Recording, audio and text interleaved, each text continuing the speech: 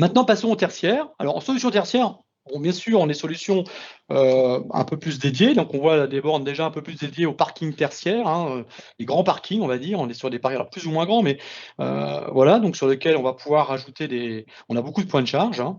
Donc là, c'est pareil, il nous faut pouvoir contrôler la charge avec soit des badges, soit des clés, mais plutôt des badges qui permettent de reconnaître les utilisateurs, hein, de pouvoir compter la consommation éventuellement, de bien sûr de gérer la puissance disponible, parce on peut avoir beaucoup de bornes et avoir des puissances limitées sur un site. Donc, il faudra aussi pouvoir gérer la consommation sur les sites.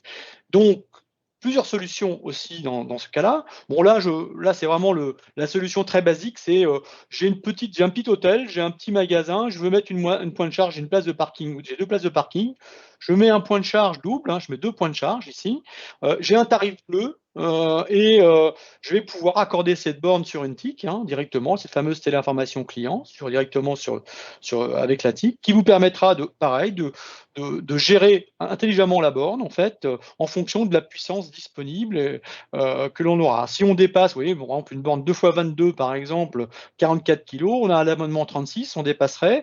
Donc, si les deux étaient en même temps, donc si une voiture se charge, bah, on charge à pleine puissance la première voiture qui vient charger. Si la deuxième voiture arrive et se connecte sur le deuxième point en même temps, on va automatiquement abaisser la puissance pour gérer la puissance pour pouvoir ne pas faire déclencher l'installation globale de l'installation. Donc, une solution intelligente par rapport à deux points de charge sur une petite installation. Ça commence par là, le petit tertiaire. D'autres petites solutions qui sont pareil, j'ai une petite grappe de bornes, hein, une dizaine de bornes à gérer.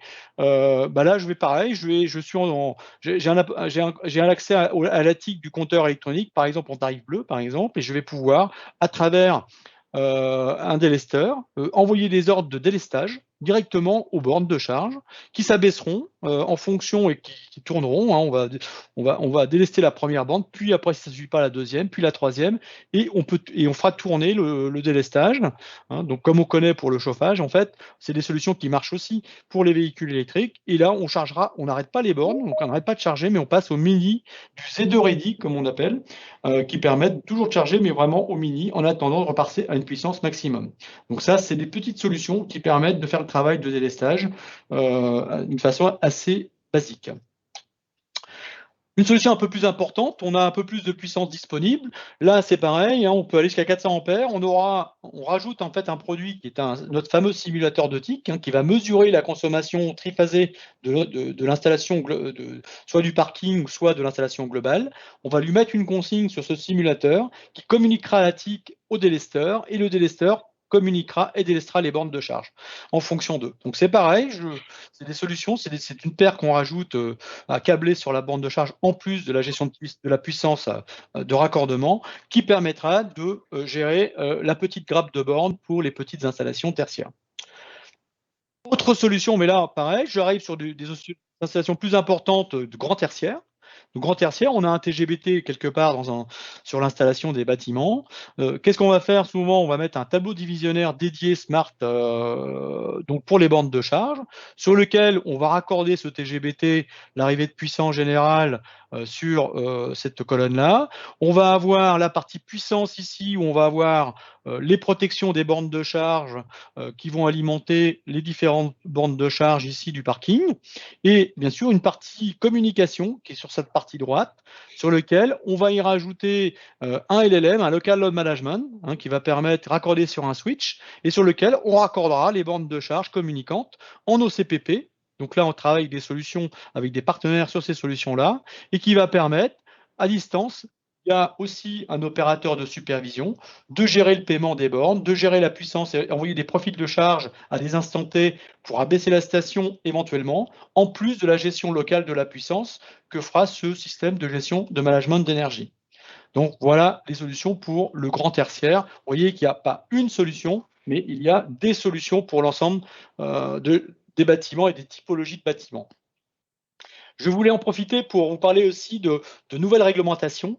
et pour ce faire, je vais vous parler de Stream et de Agardio, qui est un système de management d'énergie dédié aux nouveaux décrets qui sont sortis sur la remontée de consommation des bâtiments. Vous savez qu'il y a des obligations dans les bâtiments tertiaires de diminuer les consommations d'énergie, de réduction des consommations d'énergie d'ici à 2030, 2040 et 2050, avec des seuils à 40%, 50% et 60% respectifs à diminuer.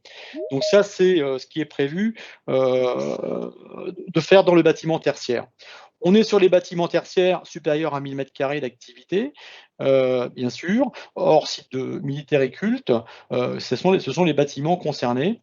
Et là, il y a un décret qu'il faut connaître, que vous connaissez probablement pour certains d'entre vous, sur lequel, du 23 juillet 2019, sur lequel il faudra, tout propriétaire de bâtiment devra déclarer ses consommations sur le site Opéra de l'Observatoire de la performance énergétique. Donc ça va devenir une obligation à partir de septembre 2020, sur lequel tous les types de consommation devront être, le type de bâtiment concerné, le type d'usage devront être remontés sur cette plateforme Opéra, les surfaces bien sûr concernées et les consommations annuelles par usage, sans les IRVE, mais qui dit sans les IRVE, il faut aussi pouvoir déduire les IRVE, donc de compter les IRVE. Donc on aura, donc la transition est faite aussi pour les IRVE, il faudra aussi pouvoir compter l'énergie des IRVE. Donc cette solution s'appuie sur une solution qui s'appelle chez nous, chez Aguerre, Agardio Manager, qui est un concentrateur qui va nous permettre de récupérer en mode bus toutes les consommations des compteurs EMID, compteurs monophasés ou triphasés, que l'on remontera sur un serveur web et qui permettra de récupérer les consommations avec tous les modes de consommation des usages du bâtiment, à distance ou localement sur le bâtiment. Si nous avons plusieurs bâtiments, bien sûr, on va mettre un Agardio par bâtiment. On peut avoir jusqu'à 31 comptages par Agardio. Donc on peut compter jusqu'à 31 compteurs. Voilà.